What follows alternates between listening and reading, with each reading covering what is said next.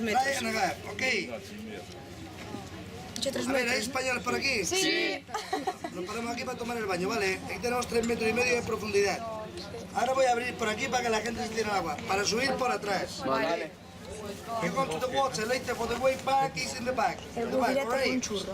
Yeah. 3 metros and a half.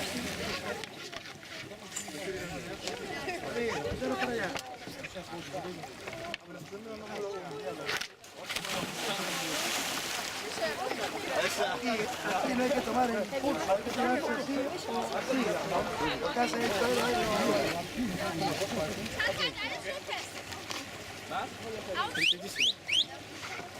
Hello, I'm here. Where you going?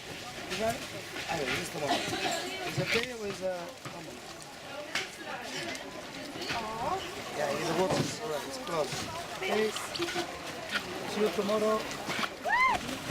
Hey, for the smoke. You open, not necessarily close.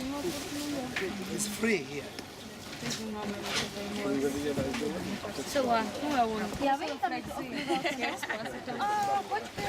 Hello.